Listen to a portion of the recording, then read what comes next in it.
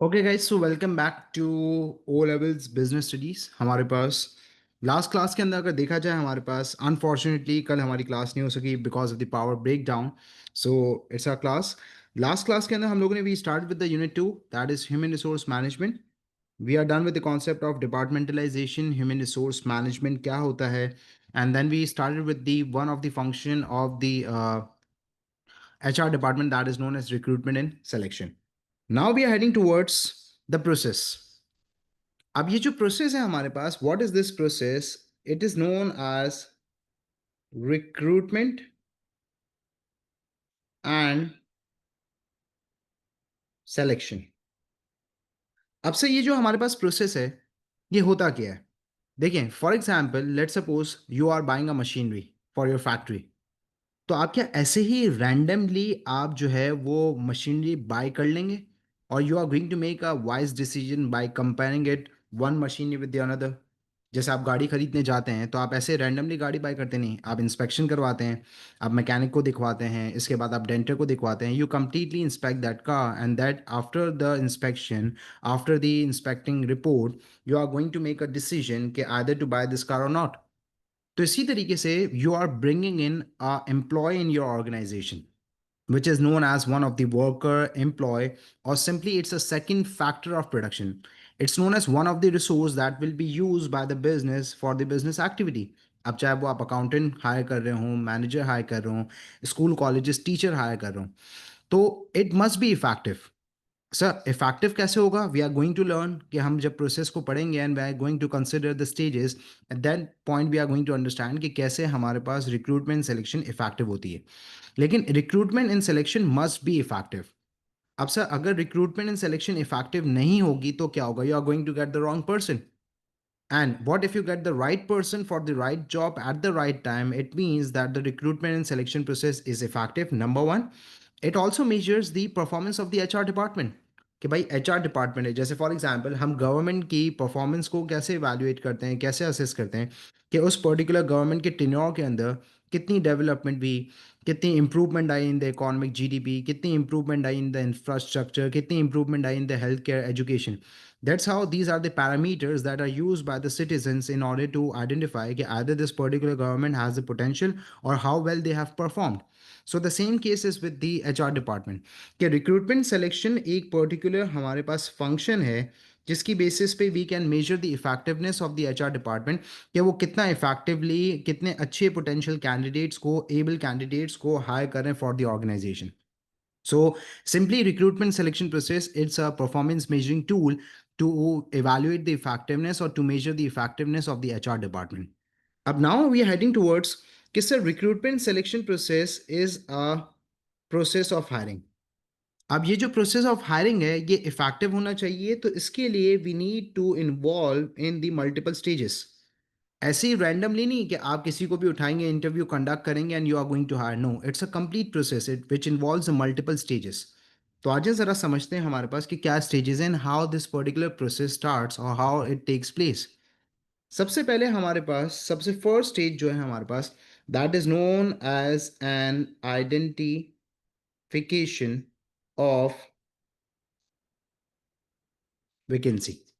Now what is vacancy? Vacancy can be known as the gap, कि workforce gap है, requirement है और हमारे पास नहीं है। We are shortage of the labour आप कह लें, और that is a gap of the worker that is required. अब अगर हमारे पास वर्कर नहीं है तो इसका मतलब क्या है कि there is a vacancy, that is shortage of skills, that is shortage of worker. तो वैकेंसी के अंदर आप यहाँ पे दो चीजें देखेंगे। सबसे पहले आप देखेंगे quantity, and the second one that is known as quality. कितने नंबर ऑफ वर्कर्स रिक्वायर्ड है, और क्या क्वालिटी का मतलब है? That means refer to the skills. Quantity refer to the number of workers that are required, quality refers to the skills. अब let suppose हमारी organisation में से अकाउंटेंट रिजाइन करके चला गया, there is a resignation of an accountant from our organisation. तो इसका मतलब क्या है कि there is a vacancy of an accountant. अब कितने अकाउंटेंट है? One, that is quantity. कौन सी स्किल्स रिक्वायर्ड है? अकाउंटेंसी स्किल्स रिक्वायर्ड है, that is known as quality. तो quantity refer to the numbers, quality refer to the skills. Same case आगे चलते हैं, एक और एग्जांपल लेते हैं। Let suppose there is a vacancy of a floor manager. तो हमें मैनेजर रिक्वायर्ड है वन, एक मैनेजर रिक्वायर्ड है, कौन सी स्किल्स रिक्वायर्ड है, मैनेजरियल स्किल्स आर रिक्वायर्ड। तो सबसे पहले तो ऑर्गेनाइजेशन आइडेंटिफाई करती है कि is there a vacancy, and vacancy है तो कितने लोगों की है और कौन सी स्किल्स हमें रिक्वायर्ड है। This is the first stage of the recruitment and selection process, hiring process. इसके बाद सेकेंड स्टेज पे the organisation will be involve in job analysis. अब sir what is job analysis? देखो, एनालिसिस का मतलब होता है किसी भी चीज को एग्जामिन करना, किसी भी चीज को असेस करना। तो in this case we are analysing the job, we are examining the job, we are assessing the job, जिसके अंदर दो चीजें होंगी। Number one, the organisation is going to assess the nature of the job. काम क्या है, क्या duties, responsibilities और टास्क इन्वॉल्व होंगे in a particular job, and who is the suitable candidate for this job, मतलब क्या स्किल्स, क्वालिफिकेशन, एज, एक्सपीरियंस हमें required होगा फॉर दिस जॉब। तो these are the two things that are involved in the job analysis, and you need to make sure कि जो job analysis है, it's an internal working of the HR department. Before further following the process, HR department internally working कर रहा है, अपने हिसाब से देख रहा है कि यार किस टाइप की जॉब है और कौन सा बंदा सूटेबल होगा, मतलब क्या इसके पास स्किल्स, एज, एक्सपीरियंस, क्वालिफिकेशन होनी चाहिए, तब जाके that person will be suitable और फिट फॉर दैट जॉब। अब ये इंटरनल वर्किंग है एचआर डिपार्टमेंट की। अब जैसे ही हमारे पास ये जॉब एनालिसिस कंप्लीट होती है, तो अब यहाँ पे फोर्थ थर्ड स्टेज पे, sorry, in the third stage the organisation is going to prepare a job description. Now so what is job description? Words को ब्रेक डाउन करते हैं। डिस्क्रिप्शन का मतलब होता है किसी चीज को डिस्क्राइब करना। हम किसको डिस्क्राइब कर रहे हैं? हम जॉब को डिस्क्राइब कर रहे हैं। हम किस चीज को डिस्क्राइब कर रहे हैं? जॉब को डिस्क्राइब कर रहे हैं। तो सर जॉब को डिस्क्राइब करने का मतलब क्या है कि हम यहाँ पे पर्टिकुलरली ब्रेक डाउन कर देंगे पूरी जॉब को। दैट मीन्स कि ये जो नेचर ऑफ द जॉब थी, इसको कंप्लीटली ब्रेक डाउन किया जाएगा। Sir nature of the job को ब्रेक डाउन करने का मतलब क्या है कि यहाँ पे in this case the organisation is going to identify कि जिस बंदे को हम हायर करेंगे उसके मेन टास्क क्या होंगे, number one. Number two, in which under which working conditions he is going to work with us, क्या वर्किंग कंडीशंस होंगी, और क्या उसकी पर्टिकुलर ड्यूटीज एंड रिस्पॉन्सिबिलिटीज होंगी that would be involve in a job. So let's discuss. हमारे पास petrol pump पे जो लोग, गैस स्टेशन पे, पेट्रोल स्टेशन पे जो लोग काम कर रहे होते, they are known as the petrol dispenser, जो कि पेट्रोल नहीं डालते हैं, हमारे पास वो लोग हैं। अब उसकी जॉब क्या है हमारे पास? ही नीड्स टू वेलकम, वो कस्टमर को वेलकम करेगा, पेट्रोल डिस्पेंस करेगा, चेंज प्रोवाइड करेगा, विंड स्क्रीन को क्लियर करेगा। ये सारी की सारी क्या है, उसके मेन टास्क हैं, ड्यूटीज़ एंड रिस्पॉन्सिबिलिटीज़ हैं, जो कि उसको जॉब के अंदर करनी है। अब वर्किंग कंडीशंस ये हैं कि सुबह 9 से रात 9, दैट मीन्स 12 आवर्स की उसकी शिफ्ट होगी, नंबर वन। नंबर टू, उसे क्लोथिंग, जो यूनिफॉर्म होगा of the company, PSO, Shell के, हम देखते हैं कि जो लोग काम कर रहे होते हैं पेट्रोल स्टेशन पे, पेट्रोल पंप्स पे, वो लोग जो है वो यूनिफॉर्म पहनेंगे through out the working hours.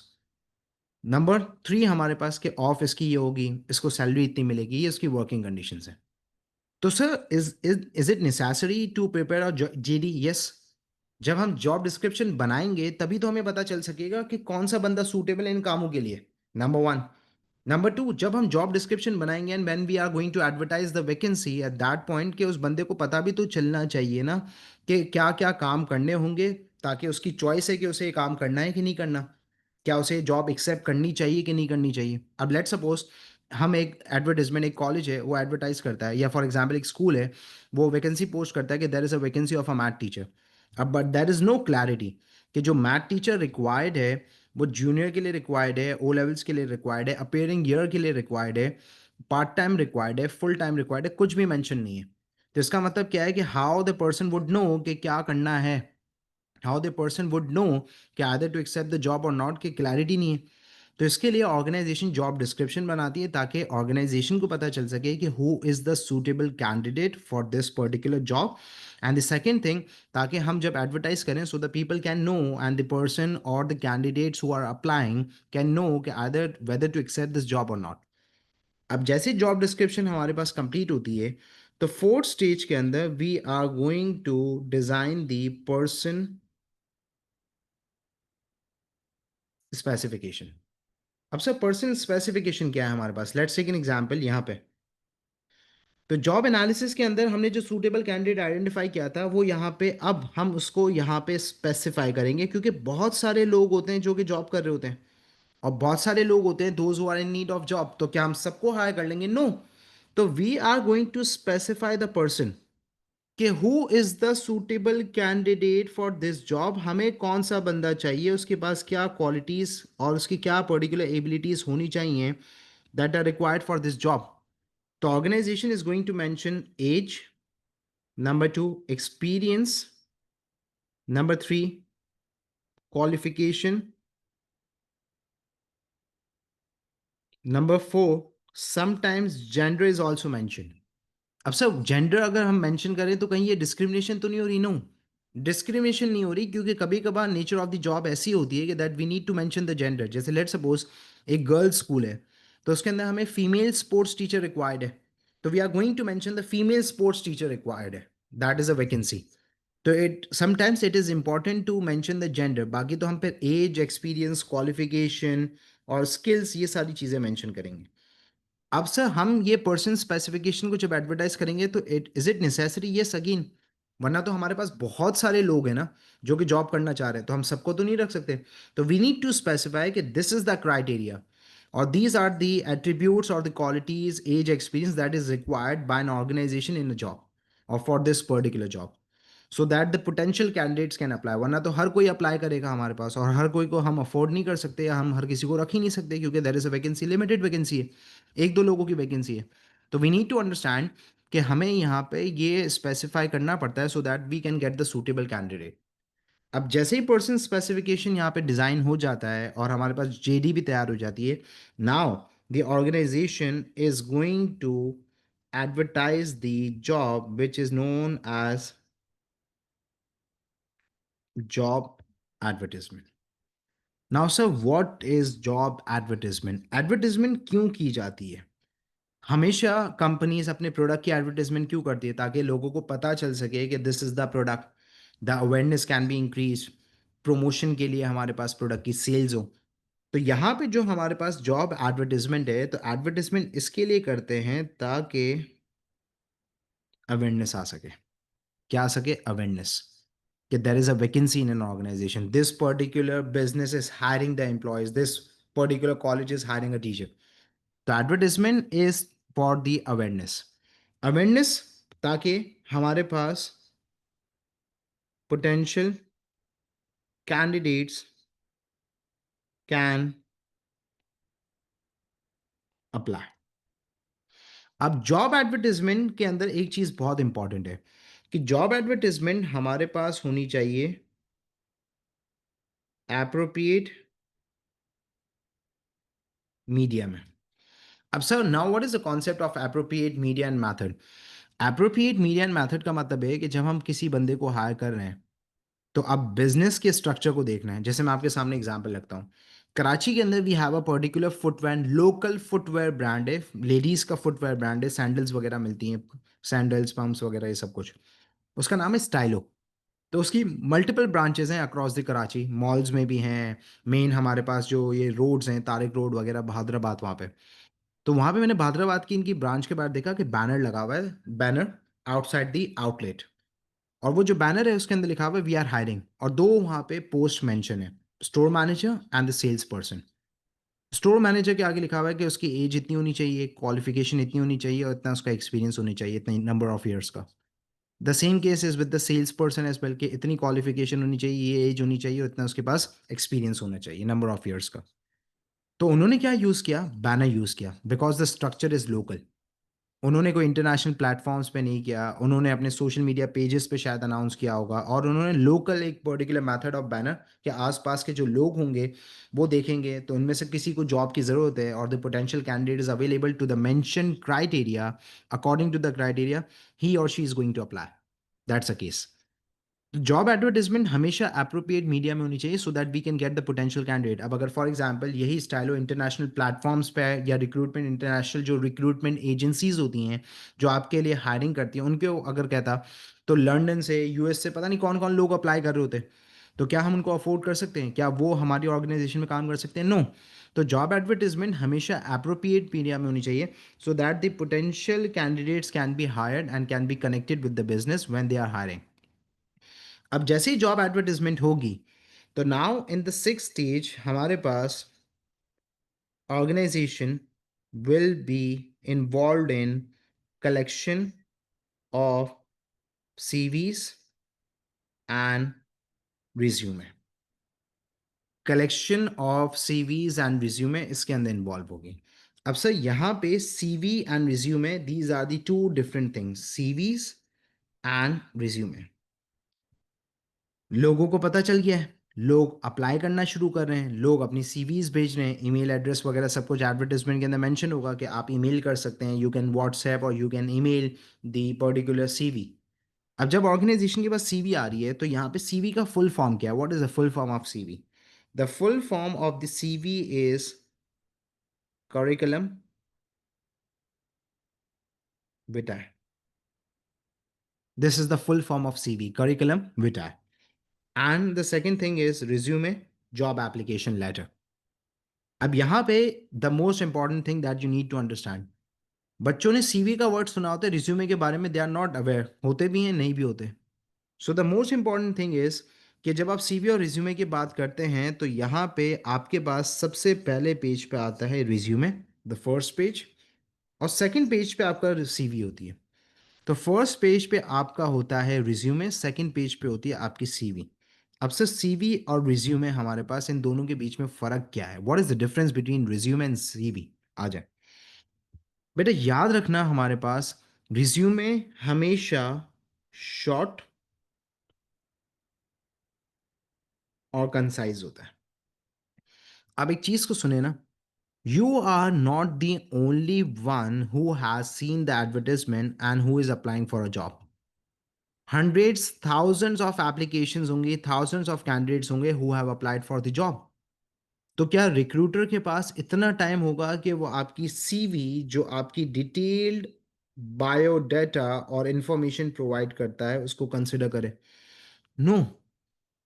तो वो रिज्यूमे जो कि बहुत ज़्यादा शॉर्ट और कंसाइज है, उसको कंसिडर करेगा, उसको देखेगा पहले। अगर वो अट्रैक्टिव है, तो later on he is going to consider the CV. तो resume short concise, but it needs to be attractive in order to get the attention of the recruiter कि हाँ, he is the potential candidate, इसको consider किया जा सकता है। तो sir resume के अंदर होगा क्या? There are the two things that you are going to mention by yourself. There are the two questions जिसका आप खुद से जवाब दे रहे होंगे। Number one, why do you want this job? पहली चीज, आपको ये जॉब क्यों चाहिए? why you are in need of this job?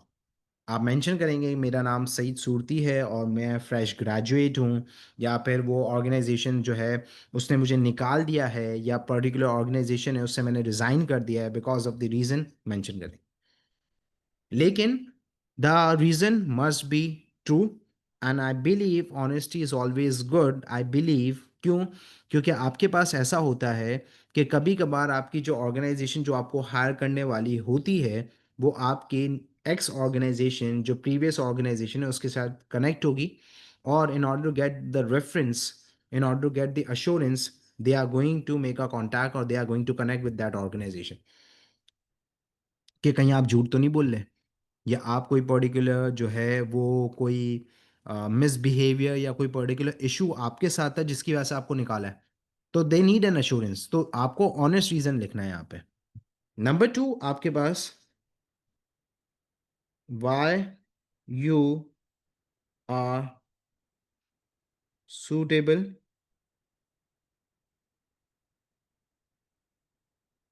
for this job।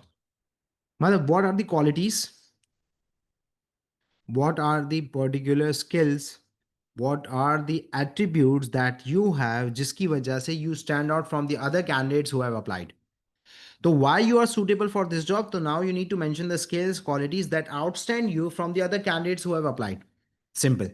तो अगर ये दोनों सवालात के जवाब अच्छे होंगे, अट्रैक्टिव होंगे, शॉर्ट कंसाइज होंगे, तो later on CV will be consider, और सीवी यहाँ पे आपकी A to Z information provide करती है। आपका नाम, आपकी क्वालिफिकेशन, आपका एक्सपीरियंस, आपके जो पर्टिकुलर स्किल्स हैं, आपकी जो स्ट्रेंथ्स हैं, वीकनेसेस हैं, each and everything biodata complete provide किया जाएगा to the organization. So this is the first step कि आपने ऑर्गेनाइजेशन तक आप पहुंच गए एंड यू हैव अप्लाइड। अब यहां से ऑर्गेनाइजेशन स्टार्ट करेगी शॉर्ट लिस्टिंग, क्योंकि हमारे पास hundred and thousands of CVs हैं। क्या हम सबको रखेंगे? नो। तो यहाँ पे after the six stage, in the seven stage, the organisation would be involve in shortlisting. अब वो पर्टिकुलर सीवीज और वो पर्टिकुलर रिज्यूमे जो कि अट्रैक्टिव नहीं है, जो कि अच्छे नहीं हैं, या जो समझ में नहीं आ रहे, या जो क्राइटेरिया को मीट नहीं कर रहे टू एन ऑर्गेनाइजेशन, ज़रूरी तो नहीं कि सारे जिन्होंने अप्लाई करा है सब जो है ना वो अट्रैक्टिव हों। तो यहाँ पे ऑर्गेनाइजेशन अब क्या करेगी? उनको शॉर्ट लिस्ट करना शुरू करेगी। और जब ऑर्गेनाइजेशन उनको शॉर्ट लिस्ट करेगी, तो उसका मतलब क्या है कि now we are left with for example 100 CVs. तो अब शॉर्ट लिस्टिंग के बाद एट स्टेज पे organization is going to conduct the different types of test.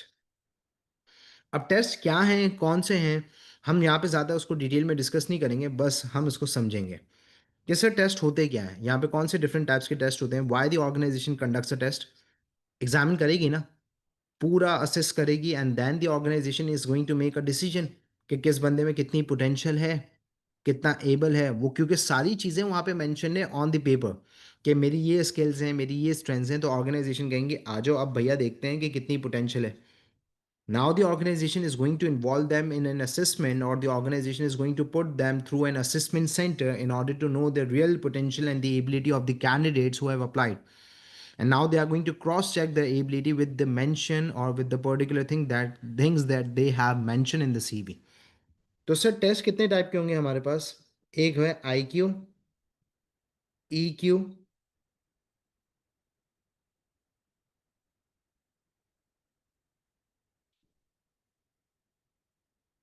I Q, E Q, psychometric और मेडिकल। तो ये हमारे पास चार डिफरेंट टाइप के टेस्ट होंगे जो कि कंडक्ट करेंगे। अब हम जल्दी से इसको समझेंगे कि है क्या, क्योंकि हमारे पास इतनी ज़्यादा डिटेल यहाँ पे ओ लेवल्स में नहीं है। IQ refers to the intelligence and the intellectual level of an individual. अब intelligence and intellectual level of an individual का मतलब क्या है? कि वो सारी चीज़ें जो उसने मेंशन की हुई थी ना पेपर में, उसको असेस करें। लेट सपोज एक अकाउंटेंट आता है, उसने अप्लाई किया हुआ है। तो अब now we are going to put that accountant in a situation, हम उससे पर्टिकुलर कुछ ट्रांजेक्शन्स और एडजस्टमेंट पूछेंगे अकाउंटिंग की, ताकि पता चल सके कि उसकी अकाउंटेंसी स्किल्स कितनी है, क्योंकि उसने जो मेंशन किया क्या वैसा है। EQ। अच्छा, IQ की एक और एग्जांपल है हमारे पास। नहीं, हमारे पास टीचर्स का डेमोन्स्ट्रेशन होता है, या टीचर की हम क्लास के अंदर डेमो करवाते हैं स्कूल के अंदर, कॉलेजेस के अंदर, जिसके अंदर हमारे पास coordinator, subject head, number of students, थोड़ा सा क्लास में बैठते हैं और देखते हैं that how the teacher is effectively teaching. Class में कम्युनिकेशन कैसी है, इंटरेक्ट कैसे कर रहे हैं, बोर्ड वर्क कैसा है, लेक्चर कैसा है, कैसी डिलीवरी ऑफ द लेक्चर है, ये सब कुछ। That is assessing the potential. Knowledge को टेस्ट कर रहे होते हैं। EQ का मतलब है हमारे पास that is known as emotional intelligence. अब से ये जो इमोशनल इंटेलिजेंस है, इसका मतलब है यहाँ पे कि how much able he is when it comes to the emotions and feelings.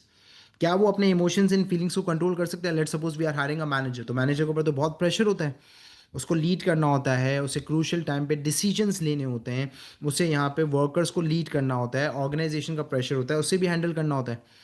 So if a manager has low EQ, he is not able to control his emotions and feelings. So how is going to manage the situations and how is going to take the critical decisions in that moment? तो emotional intelligence इसके लिए। Psychometric is related to the personality, कि how he is when it comes to the personality traits, introvert है, extrovert है, ताकि उसकी देखा जा सके कि उसकी जो personality है either it is aligning, whether it is aligning with the job or not। तो पर्सनालिटी जो टेस्ट होता है उसके अंदर ये पता चल जाता है कि इस बंदे की पर्सनालिटी, उसके जो ट्रेड्स हैं वो कैसे हैं, क्या वो जॉब के साथ अलाइन होते कि नहीं। अब जैसे फॉर एग्जांपल आप देखते हैं लाइब्रेरियन को, क्या वो लोग जो पूरे दिन बैठ के बस एंट्रीज कर रहे होते हैं in front of the screen, तो वो यूजुअली इंट्रोवर्ट होते हैं, लेस इंटरैक्टिव होते हैं, पूरा दिन स्क्रीन के सामने बैठे हुए हैं, इतना ज़्यादा बात कर रहे हैं, इतना ज़्यादा ना कम्युनिकेट कर रहे हैं। तो personality is aligning with the job, librarian और इस तरीके से। लेकिन मैनेजर तो हमारे पास एक्सट्रोवर्ट होना चाहिए। उसे इंटरेक्ट भी करना है, उसे कम्युनिकेट भी करना है, उसे यहाँ पे वर्कर्स के साथ लीड भी करना है, टीम वर्किंग को प्रमोट भी करना है ये। A medical test in order to know the health status। अब कभी कभार कुछ पर्टिकुलर फील्ड्स के अंदर तो हमारे पास मेडिकल टेस्ट इज कंपलसरी, जैसे हमारे पास स्पोर्ट्स में हो गया, या फिर हमारे पास आर्मी हो गया, या इस पर्टिकुलर टाइप की जो हमारे पास फिजिकल एक्टिविटीज़ वाली जॉब होती हैं उसके अंदर तो हमारे पास medical test is compulsory. But still some organisation in order to know the health status they actually conduct a medical test, ताकि पता चल सके कि कोई पर्टिकुलर हेल्थ इश्यूज़ तो नहीं है, अगर हैं भी तो how the organization can manage अगर कुछ ऐसा होगा हमारे पास इसके लिए। तो यहाँ पे अब हमारे पास कुछ लोग आईक्यू में फेल, कुछ लोग हमारे पास ईक्यू में फेल, कुछ लोग साइकोमेट्रिक में फेल, और कुछ लोग हमारे पास मेडिकल टेस्ट में फेल। तो टोटल हमारे पास we have put 100 candidates through an assessment centre, now we are left with 20। अब यहाँ पे in the ninth stage after conducting a test, organization is going to conduct an interview. Now, what is interview? Interview is known as face to face interaction between employer who is providing a job and an employee। अब ये जो employer होगा हमारे पास, he will be known as an interviewer who is asking the question, और जो employ है हमारे पास, he will be known as interviewee who has applied for a job. So it's a communication, it's a conversation asking a number of questions from an employ, ताकि उसकी potential को further assess किया जा सके। अब एक इंपॉर्टेंट चीज़ और सुनिएगा, हमारे पास ये जो हमारे पास ईक्यू टेस्ट है वो यूजुअली इंटरव्यू में होता है। Organization is going to ask the questions, ऐसे क्वेश्चंस पूछेंगे जिससे उसके इमोशंस एंड फीलिंग्स ट्रिगर हो। अब देखना है ऑर्गेनाइजेशन को कैसे वो रिएक्ट करता है, कैसे वो रिस्पॉन्ड करता है in that situation, that's a case, this is the whole scenario. तो during an interview usually organisation conducts an EQ test, that is a case.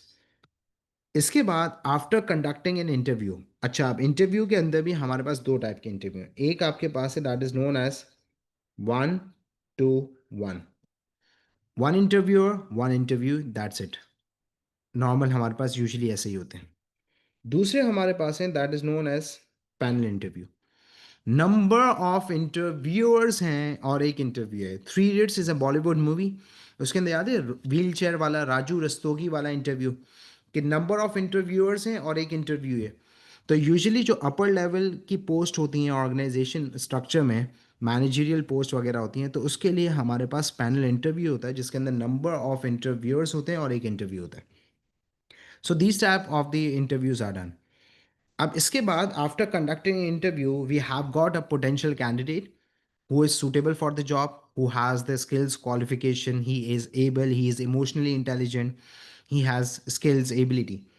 अब ऑर्गेनाइजेशन यहाँ पे एक चीज़ याद रखिएगा, organisation is going to involve that person in to a thing which is known as probation period. अब sir what is probation period? Probation period is like a conditional admission, जैसे universities में colleges में होता है। क्या होता है conditional admission? वो कहते हैं you have to maintain this much score in the exams. In university they ask for the maintenance of the GPA. अगर आपने ये रिजल्ट मेंटेन नहीं किया और अगर आप ये रिजल्ट लेके नहीं आए, तो now we have a complete right that we can cancel your admission. So the same case is in the probation period. अब इस प्रोबेशन पीरियड में ऑर्गेनाइजेशन साइंस द कॉन्ट्रैक्ट, लेकिन जो कॉन्ट्रैक्ट होगा वो हमारे पास टेम्परेरी बेसिस पे होगा। टेम्परेरी बेसिस पे an organization is going to sign a contract, और वो जो कॉन्ट्रैक्ट होगा वो होगा अप टू 6 मंथ्स का। अब it can be of 3 months, it can be of 4 months, it can be of 6 months, it depends. Up to 6 months तक organisation is going to evaluate the performance, regularity, punctuality, behavior. Organization is going to assign the different targets and the assigns the task to the employees in order to know the potential. तो अगर इसकी performance during that time period सही रहती है, behavioural कोई issue नहीं होता, regularity है, पंक्चुअलिटी है, तो organization is going to hire him on the permanent basis. So this is known as the whole particular recruitment and selection process, hiring process. Okay. Now we need to discuss कि कुछ particular हमारे पास definitions हैं जो कि हमें समझनी है, लिखनी है. So सबसे पहले एग्जामिनर जो definitions आपसे पूछ सकता है, जिसके अंदर the examiner can assess the knowledge, वो नंबर वन आपके पास है, that is known as job description. So how you are going to define the job description? We know that job description describes the nature of the job. The job description describes the nature of the job, which includes main task, duties, and responsibilities involved in a job. तो अगर exam में आपसे पूछता है, क्योंकि अक्सर हमारे पास जो है ना वो बच्चे कंफ्यूज हो जाते हैं when it comes to the job description and person specification. तो job description describes the job, person specification specifies the person who is suitable for the job. So this is known as job description.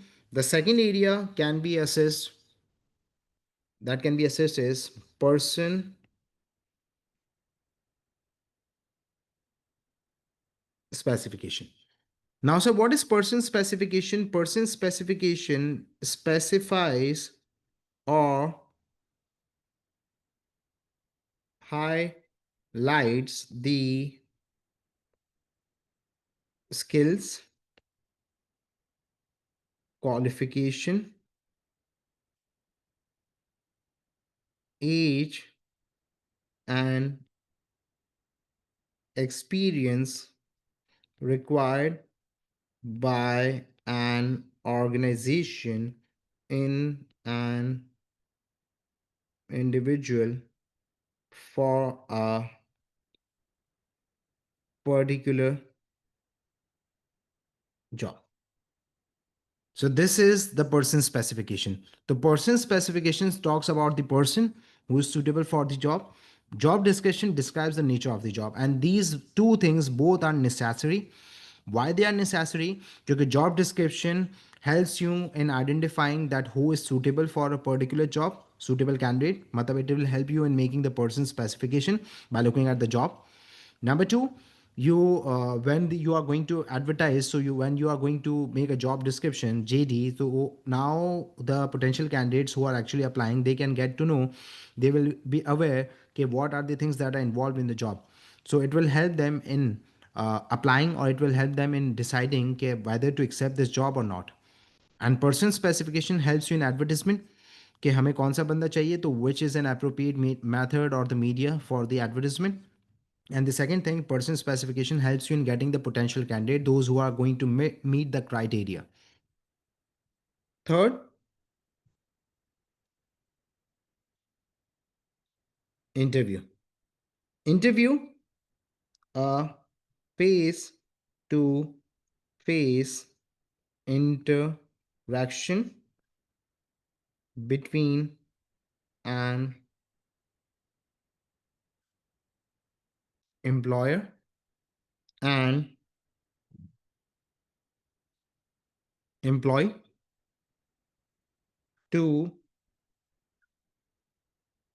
assess the potential of the candidate. Simple. ये हमारे पास interview है. इसके बाद the last thing that is probation period. अच्छा, अब यहाँ पे interview face to face पता है क्यों है हमारे पास? कभी कभार ऐसा होता है कि we actually get the expression and facial expression के थ्रू भी हम बहुत सारी चीज़ें जान रहे होते हैं. तो अगर for example physically we cannot conduct an interview, तो it would be a video call, video conference के through we are going to conduct an interview. ऐसा होता है, जैसे फॉर एग्जांपल कुछ कॉलेजेस के लिए मैंने जो इंटरव्यू दिए हैं, मेरे पास टाइम नहीं है, मैंने कहा I can not travel, sorry, तो they conduct interview session through online, online video call के थ्रू जो है ना उन्होंने करा था। तो it is face to face always. And the last thing is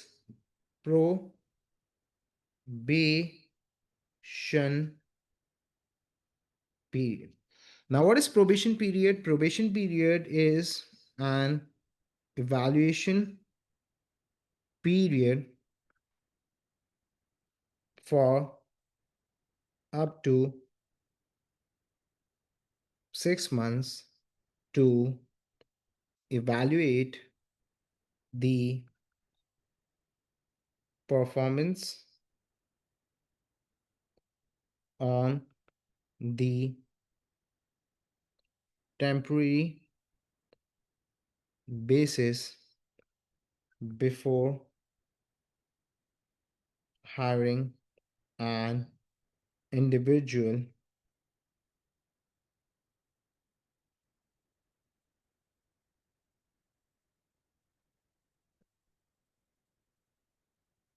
permanently. सो ये हमारे पास सारी की सारी डेफिनेशंस हैं जो कि एग्जामिनर आपसे असेस कर सकता है, पूछ सकता है in the knowledge area for the 2 marks।